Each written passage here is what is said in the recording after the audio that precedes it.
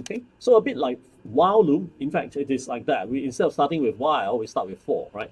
We also need a loop variable because when we loop through, we repeat the logic usually, not to say always, but usually over different data sets. And usually it is as simple as just changing the value every time we loop through. So that's the reason why we have a loop variable. It makes the loop very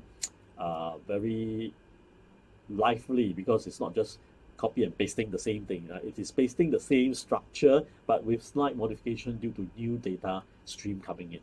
So when we want to do the same thing as while, like print out 0 to 9, we can say for I in a list of numbers. And this list of numbers for now is generated by this function called range. Range is a function that is kind of designed to use in to use in parallel with for. So to have a sequence of numbers from 0 to 9, we just put range 10 numbers inside, default starting with 0.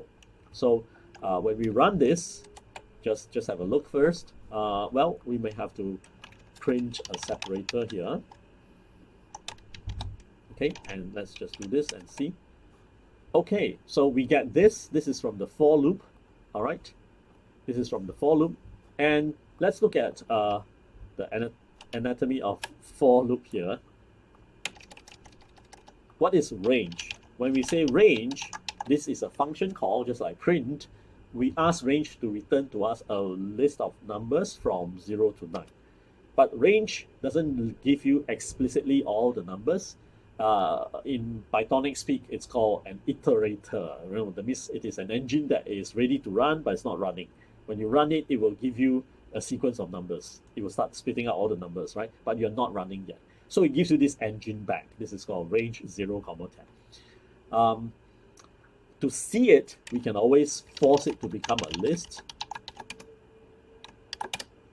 And then we will see the sequence 0, 1, 2, 3 explicitly, right?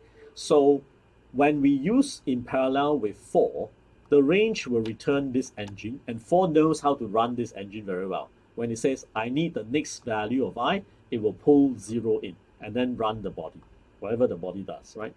Then it comes back to the loop. How does for loop know whether it will continue? Well, because there's continuously more data coming out. So it will continue until the iterator, this list of numbers, is exhausted. So we have seen this range function working. We can always replace that explicitly with a finite set of numbers here. All right, and then we can run it, and there should be no difference because what it does is there is also a need to initialize the loop variable. To what value? The first value that the generator gives. All right, so I equals to 0. Then go through the body loop, comes to the next loop. Should I continue first of all? Yes, because there's data. And how do I update the loop variable? To the next value, you see? So the updating of I equals to 1 is automatic. We don't have to say, even though we need that to happen. So that's great because it's automatic, it's simple, we just list out the values, and for appears to be quite smart. It knows what to do. You give it an engine, it will run the engine slowly at a constant pace. You give it a list of numbers that we type in ourselves, it knows that it should just continuously process each value. And this value, although I give you integer, they themselves can be complicated list structures, dictionaries, and other things. So for example, I have 10 databases to handle. Okay, instead of printing out, can you do some complicated update and then go to the next database, also do the similar complicated updates and all that? Sure, so give me the 10 databases and I'll do that. Python, I have 10 shop outlets, retail outlets to consolidate the revenues, daily revenues. Can you do that? Because it's the same operation over different daily revenues for my 10 shops. 10 is fixed, right? So overnight it will not become 11. I hope so, but it won't. So give me the 10 data representation of their revenues. I will do it for you repeatedly, but over different numbers of each shop outlets. So that's really powerful, right? So this is just number, but with a bit of programming modeling, we are able to then mimic real life physical quantities and items and then repeat and do it accordingly. So that gives us scalability, that gives us uh, this productivity as well. So for instance, instead of 10, I now want to print 100 numbers. That's super easy because I just add a 0 at the generator. I don't even have to type it out myself. Just ask the generator to generate, you see. So that's very powerful, very powerful in the sense that we do a little thing, it magnifies because of loop, finite looping, right? So that's wonderful.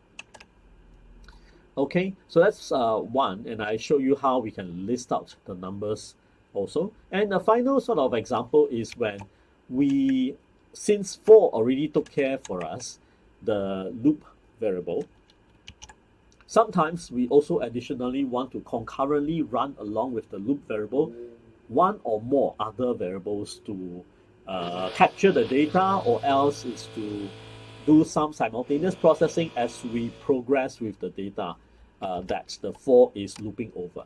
So for example here, I is the explicit data to be sort of assigned to when we process the, for example, daily revenues of 6 days of my retail shop. Yeah, and I like to compute the sum total of those daily revenues. That is not really a loop variable because the loop variable is daily revenue. I like the aggregate value called sum of all these. Yeah. So to implement that, we can have our own total variable that is sort of concurrently being updated with the value of I, so that total is equal to total plus I. Remember this form? So this is same as total equals to total plus I. Right? So we are accumulating the total so that at first is 0 plus 1, then 1 plus 17 becomes 18, 18 plus 5 becomes 23, and so on, right? So we can keep doing that, and finally, when we are done with the last entity in the list, 4 automatically knows that's the end. You don't have to tell 4.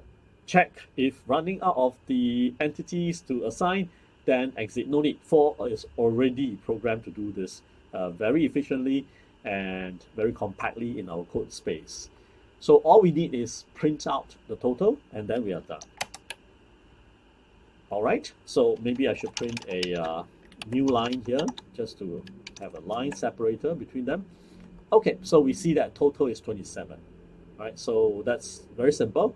And in general, this could have been a sort of a vector of data, or column of data, a database of data represented by a variable, daily profits. All right, where we say somewhere earlier on, daily profits was updated by a database, sort of read in from Excel, and populated by a point of sale machine or whatever it is, right? So someone somewhere updated this variable called daily profits, and now we need to sum them. We can just do this. So when we run this over, daily profits is exactly containing this value. So to Python, this value is replaced into here, and then Python continues like what we saw earlier on.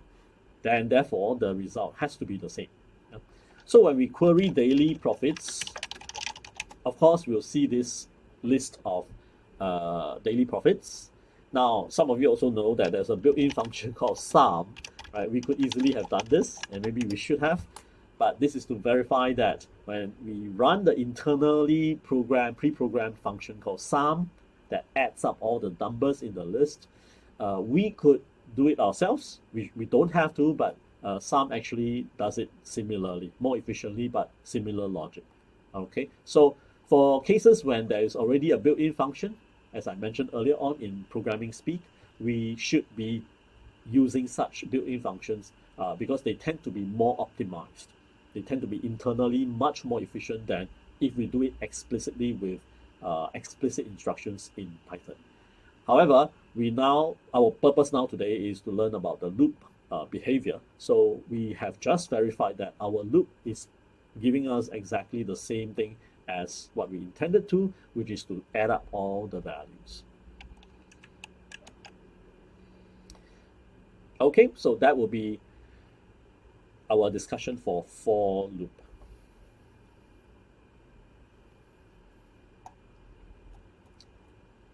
Moving on, we have the last set or last building component of Python in terms of logic flow, and that's called jump, jumping from the sequential nature of the execution flow, the logic flow.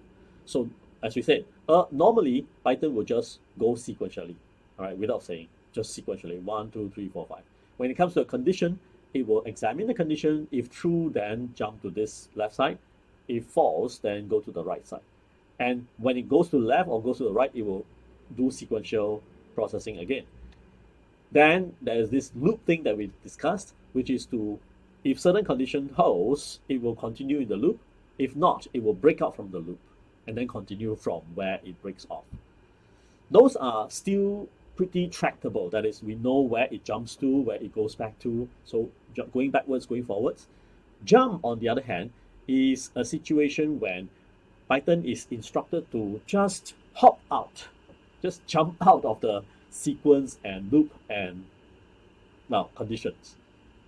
How does it do that? And what does it mean? How is it different from the first three building blocks, sequence, condition, and loop? Now, jump in particular is jumping forward. That means skipping certain parts of the program forward, ahead of where it is now. So loop goes backward. Jump specifically jumps forward, because we can do jumping backward using loop, but also jump can hyper jump into no man's land, a predetermined location that is having certain names. We just ask Python to jump there, run it, and then come back to where we left off. So that whole sequence, jump to a named location, run the code over there, finish, come back to where we left off, and continue. That whole sequence is called a function call.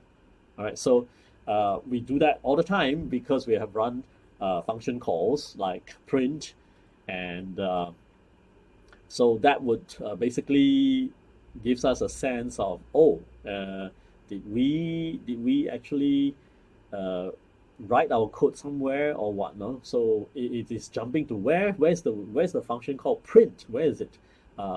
We don't have to worry because Python manages all these. So long as you give it a function name and it is already well defined, it will know where to jump to, run the code, and come back. We'll talk about that in